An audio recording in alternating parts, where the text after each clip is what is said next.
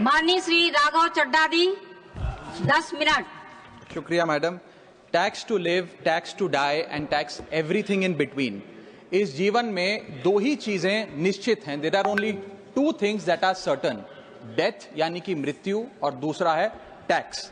इस जहां से उस जहां तक जहां भी जाओगे, हर मोड़ पर हर जगह मुझे ही पाओगे, यानी कि टैक्स। मैडम, सपना था विश्व गुरु बनने का, बन गए हम टैक्स गुरु। और इतना टैक्स जो भारत की आबादी सरकार के खजाने में डालती है, उसके बदले सरकार जनता को देती क्या है, ये बहुत बड़ा सवाल है। कौन सी ऐसी हाई क्वालिटी सर्विस है जो फ्री ऑफ कॉस्ट जनता को दी जाती है? क्या हमें quality health care free of cost मिलता है? नहीं मिलता। क्या हमें वर्ल्ड क्लास एजुकेशन मिलती है? नहीं मिलती। क्या हमें फ्री वर्ल्ड क्लास ट्रांसपोर्टेशन मिलता है? नहीं मिलता। क्या हाई क्वालिटी रोड्स मिलती हैं? अगर अच्छी हैं तो टोल टैक्स भरना पड़ता है। क्या 24 घंटे 7 दिन बिजली आती है? नहीं आती। तो इतना सारा जो टैक्स सरकार इकट्ठा करती है, उसका करती क्या है? इसीलिए मैं कहना चाहता हूं दैट वी इन इंडिया पे taxes like in developed countries to get services like in sub-Saharan countries. Madam, from the moment a child is born to the very moment his family mourns his death, the government is there at every step, not to help you, but to tax you. और आइए एक रोमांचक यात्रा पे चलते हैं। माननीय वित्त मंत्री जी हर बार मेरे सवालों का जवाब देते हुए मुझ पर तंज कसती हैं और कहती हैं कि शायद ये चार्टर्ड अकाउंटेंट नहीं है, इनकी डिग्री असली नहीं है, तमाम तरीके की बातें मेरे बारे में कहती हैं, निजी हमले करती हैं। मैं उनका बहुत सम्मान करता हूं, मेरे मन में उनके प्रति बहुत आदर है, ओहदे में, हैसियत में, उम्र में, अनुभव में बहुत बड़ी है मुझसे। लेकिन आज मैं इस सीए की डिग्री को किनारे करके सरल भाषा में आम आदमी की तरह इस देश के आम आदमी का दर्द आपके सामने रखना चाहता हूं कि कैसे हमारे जन्म होने से लेकर हमारे मरने तक टैक्स पे टैक्स सरकार हमसे वसूलती है। मैं आपके सामने जीवन के 8 चरण, 8 स्टेजेस ऑफ लाइफ रखना चाहता हूं। फर्स्ट स्टेज ऑफ लाइफ, जब इंसान पैदा होता है, that is the birth stage. बच्चे के पैदा होने से पहले, उसकी आंखें खुलने से पहले जो उसको वैक्सीन लगती है, उस पर 5% जीएसटी लगता है। जिस अस्पताल में बच्चा पैदा होता है, उस हॉस्पिटल के कमरे के चार्जेस पर अगर 5,000 रुपए से ज्यादा का कमरा हो तो 5% जीएसटी लगता है। बेबी केयर के आइटम्स पे 5% जीएसटी लगता है। और अगर उसके माता पिता बच्चे के पैदा होने पर मिठाई बांटे तो मिठाई पर 5% और चॉकलेट पर 18%, 28% जीएसटी लगता है। दूसरा चरण जीवन का इन्फेंसी और चाइल्डहुड यानी कि बचपन। बचपन में बेबी फूड जो खरीदा जाता है उस पर 12 से 18% जीएसटी, डाइपर जो खरीदा जाता है उस पर 12% जीएसटी, बेबी स्ट्रोलर पे 5 से 12% जीएसटी, और जो खिलौने बच्चे को दिए जाते हैं उन खिलौनों पर भी 12% जीएसटी लिया जाता है। जब मुंडन होता है बच्चे का, पहला हेयर कट जिसे कहते हैं, उस हेयर कट की सर्विसेज पर भी 18% जीएसटी, और पहली बर्थडे पार्टी पर जो फोटोग्राफी होती है, फोटो खिंचवाई जाती है, उस फोटोग्राफी सर्विसेज पर भी 18% जीएसटी। यहां तक कि नामकरण की बर्थडे पार्टी जो की जाती है उस पर भी केटरिंग सर्विसेज से लेकर खान पर 18% जीएसटी सरकार वसूलती है। अब बच्चा स्कूल जाना शुरू करता है तो स्कूल जाने पर यूनिफॉर्म से लेकर जूतों, स्कूल बैग, लंच बॉक्स, सब पर जीएसटी लगता है। 12% जीएसटी नोटबुक पर लगता है, 18% जीएसटी स्टेशनरी आइटम पर लगता है। और उसके बाद अगर कोई एक्स्ट्रा करिकुलर एक्टिविटी बच्चे को करनी हो, कोई म्यूजिक क्लास करनी हो या फिर कोई स्पोर्ट्स कोचिंग की क्लास वो ले ले, उस पर भी 18% जीएसटी देना पड़ता है। प्राइवेट ट्यूशन ले तो उस पर भी जीएसटी, और पहली साइकिल जो बच्चा खरीदता है उस पर भी 12% जीएसटी देना पड़ता है। तीसरी अवस्था जीवन की, टीनेज ईयर्स, ये वो काल होता है जो सबसे मस्त मौला टाइम होता है जीवन का, बेहतरीन बेफिक्री का।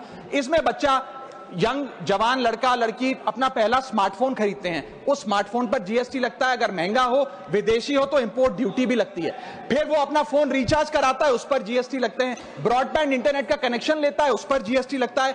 नेटफ्लिक्स, स्पॉटिफाई या वीडियो गेम की सब्सक्रिप्शन लेता है, उस पर भी जीएसटी देना पड़ता है। और अगर अपने दोस्तों के साथ पिक्चर देखने बाहर जाए तो पिक्चर की टिकट पर जीएसटी, एंटरटेनमेंट टैक्स और पॉपकॉर्न पर भी जीएसटी अब लगने लग गया है। तो तमाम तरीके के सॉल्टेड कैरेमल पॉपकॉर्न पर भी सरकार आपसे जीएसटी वसूलती है। इस बीच जब आप 18 साल के होते हैं और पहली बाइक या पहला स्कूटर खरीदते हैं, उस बाइक और स्कूटर पर आपसे जीएसटी लिया जाता है, व्हीकल इंश्योरेंस पर जीएसटी लिया जाता है, और उसके बाद रजिस्ट्रेशन टैक्स और रोड टैक्स के नाम पर भी पैसा लिया जाता है। जीवन की चौथी अवस्था, fourth stage of life, higher education की। इस हायर एजुकेशन की अवस्था में आप यदि प्राइवेट कॉलेज में पढ़ रहे हैं तो प्राइवेट कॉलेज की ट्यूशन फी पर जीएसटी लगता है। हॉस्टल में रह रहे हैं या पीजी का रेंट भर रहे हैं तो उस पर जीएसटी लगता है। स्टूडेंट लोन की प्रोसेसिंग फी पर जीएसटी लगता है, किताबों से लेकर लैपटॉप तक जीएसटी लगता है। और अगर माता पिता संपन्न हैं और बच्चे को विदेश भेजते हैं पढ़ने के लिए तो फॉरेन रेमिटेंस पर टैक्स कलेक्टेड एट सोर्स सरकार लागू करती है। अब आते हैं पांचवी अवस्था पे, जब वो अपना करियर शुरू करता है। ये वो एज है जिसे मैं golden age of direct taxes कहूंगा। अब ये डायरेक्ट टैक्स के जंजाल में आदमी फंस जाता है इस उम्र में, जब उसकी पहली नौकरी लगती है। तो नौकरी में आमदनी अनुसार उसके स्लैब रेट के हिसाब से उस पर टीडीएस पहले काटा जाता है, मानो जेब काटी जा रही हो, और फिर इनकम टैक्स वसूला जाता है। जब पहली बार उसको पगार मिलती है, वेतन मिलता है, वो माता पिता या दोस्तों को बाहर खाने पे ले जाता है, पिक्चर दिखाने ले जाता है, उस खाने के बिल पर भी सरकार जीएसटी वसूलती है। और जैसे जैसे उसकी सैलरी बढ़ती है वैसे वैसे स्लैब अनुसार उससे इनकम टैक्स वसूला जाता है। इसके बाद आज वर्क फ्रॉम होम का कल्चर चल रहा है, तो वर्क फ्रॉम होम में इंटरनेट बिल्स हो, ब्रीफकेस हो, लैपटॉप हो, इन सारी चीजों की खरीद पर सरकार जीएसटी लेती है। और अगर आप ये पैसा निवेश करें, इस निवेश करने पर आप कोई भी फाइनेंशियल इंस्ट्रूमेंट खरीदें तो सिक्योरिटी ट्रांजैक्शन टैक्स के नाम पर, मैडम मेरा समय जा रहा है, कोई फाइनेंशियल इंस्ट्रूमेंट खरीदे तो फाइनेंशियल इंस्ट्रूमेंट की खरीद पर सिक्योरिटी ट्रांजैक्शन टैक्स, उसकी ब्रोकरेज पर जीएसटी, और जब आप ये फाइनेंशियल इंस्ट्रूमेंट बेचते हैं तो उसके मुनाफे पर सरकार आपसे कैपिटल गेन टैक्स वसूलती है। यहां तक कि हेल्थ इंश्योरेंस और लाइफ इंश्योरेंस प्रीमियम्स पर भी सरकार आपसे जीएसटी लेती है। इसी सरकार के मंत्री माननीय गडकरी जी भी सरकार से यही गुजारिश कर रहे हैं कि इंश्योरेंस प्रीमियम पे कम से कम जीएसटी हटा दिया जाए। इसके बाद इंसान अपने जीवन की छठी अवस्था में आता है, यानी कि मिडिल एज। इसमें उसकी आमदनी भी पीक पर होती है और उसका टैक्सेशन भी पीक पर होता है, अप्रेजल होता है, प्रमोशन होता है, बोनस मिलता है, और हाई टैक्स स्लैब के चलते वो अपनी कमाई का एक अधिकांश हिस्सा इनकम टैक्स में सरकार को जमा कराता है। इस दौर में इंसान गाड़ी खरीदता है, घर बनाता है। जब गाड़ी खरीदता है तो जीएसटी देता है, रोड टैक्स भरता है, व्हीकल इंश्योरेंस पर जीएसटी भरता है, और जब गाड़ी लेकर शोरूम से निकलता है तो पेट्रोल डीजल पर वैट, सेस और एक्साइज ड्यूटी के नाम पर पैसा भरता है। जब सड़क पर गाड़ी चलाता है तो टोल टैक्स भरता है। फिर वो अपना घर भी खरीदता है, जमीन खरीदता है। जब जमीन खरीदता है तो स्टैंप ड्यूटी फीस सरकार को देता है। जब कंस्ट्रक्शन मटेरियल खरीदता है घर बनाने के लिए तो कंस्ट्रक्शन मटेरियल पे, चाहे वो सीमेंट हो, मार्बल हो, स्टील हो, उस पर जीएसटी देता है। उसके बाद जब कंस्ट्रक्शन सर्विसेज लेता है किसी बिल्डर से, ठेकेदार से, कॉन्ट्रैक्टर से, तो उस कंस्ट्रक्शन सेवाओं पर भी जीएसटी सरकार आपसे वसूलती है। और जब घर बन जाए तो एनुअल प्रॉपर्टी टैक्स और हाउस टैक्स के नाम पे आपसे पैसा लिया जाता है। और जब आपको पैसे की आवश्यकता पड़े और आप ये घर बेच दें तो कैपिटल गेन्स पर भी सरकार आपसे उस मुनाफे पे टैक्स वसूलती है। और इस बीच शादी तो रह ही गई, फिर इंसान शादी करता है, इस बीच तो बैंक्वेट हॉल बुक करता है, उस बैंक्वेट हॉल की बुकिंग पे टैक्स भरता है। शामियाना, खाना, केटरिंग सर्विसेज लेता है, उस पर जीएसटी भरता है। ज्वेलरी खरीदता है, उस पर जीएसटी भरता है। कपड़ा, शेरवानी सिलवाता है, कुर्ता पजामा, सूट पैंट, उस पर जीएसटी भरता है। यहां तक कि वेडिंग इन्विटेशन से लेकर ब्राइडल मेकअप से लेकर हनीमून के ट्रैवल तक हर चीज पर सरकार आपसे जीएसटी वसूलती है। सातवीं अवस्था सरकार जीवन की वो है रिटायरमेंट। इस फेज में इंसान चाहता है आरामदायक जीवन जिया जाए, जो जीवन में कमाया उस कमाई के सहारे उसकी इंटरेस्ट पर, पेंशन पर जिया जाए। लेकिन इस अवस्था में भी सरकार पेंशन और इंटरेस्ट इनकम पे आपसे टैक्स लेती है। बूढ़ा हो जाता है, दवाई इलाज की जरूरत पड़ती है तो हेल्थ केयर बिल पर, दवाइयों पर आपसे जीएसटी लिया जाता है। लाइफ इंश्योरेंस और हेल्थ इंश्योरेंस प्रीमियम पर तो जीएसटी लेती है। और इस दौर में वो अपनी वसीयत लिखता है, फैमिली विल। उस फैमिली विल पर जो लीगल फीस देता है, उस लीगल फीस पर भी उसे जीएसटी देना पड़ता है और स्टैंप ड्यूटी देनी पड़ती है। और आठवीं जीवन की अवस्था, यानी कि जीवन की समाप्ति, जब उसका स्वर्गवास हो जाता है, उसके जीवन का अंत हो जाता है, यहां भी सरकारें उसका साथ नहीं छोड़ती। यहां पर भी सरकारें उस पर टैक्स लगाती हैं। जब कोई इंसान मरता है तो उसके अंतिम संस्कार में देसी घी, चंदन वुड, नारियल, इत्तर जैसा सामान इस्तेमाल होता है, उस पर भी जीएसटी लगता है। और जब उसके मरने के उपरांत अखबार में ऑबिचुरी की इश्तेहार छपाया जाता है, उस पब्लिकेशन ऑफ ऑबिचुरी न्यूज़पेपर पर भी 5% सरकार जीएसटी लेती है। और मरने के बाद जब प्रॉपर्टी उसके बच्चों को या परिवार वालों को दी जाती है, उस म्यूटेशन पर भी सरकार आपसे ड्यूटी सेस लेती है।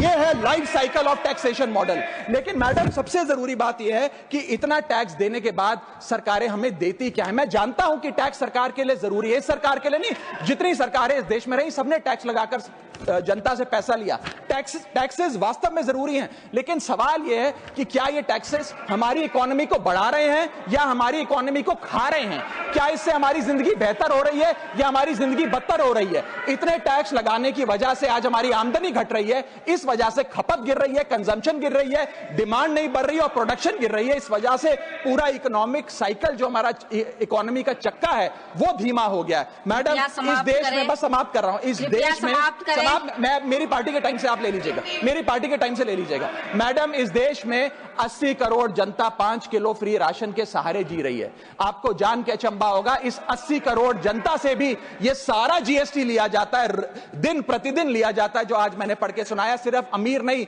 गरीब से गरीब आदमी भी जीएसटी देता है। और अंत में मैं बस इतना ही कहना चाहूंगा कि क्योंकि इतना टैक्स लगा लगाकर सरकारें जनता का खून चूसती हैं, उस वजह से आज एफएमसीजी की सेल्स घट रही हैं, एफएमसीजी के स्टॉक गिर रहे हैं, कंजम्पशन डाउन हो रही है, नई गाड़ियों की सेल श्रिंक कर रही है, तमाम तरीके की जितनी भी न्यू परचेजेस होती हैं उसमें मंदी देखी जा रही है। सरकार को जीएसटी कम करना चाहिए, कम करेंगे तो जनता की जेब में पैसा आएगा तो मांग बढ़ेगी, खपत बढ़ेगी और इकोनॉमी का चक्का चलेगा। आपका समय समाप्त। बहुत बहुत शुक्रिया।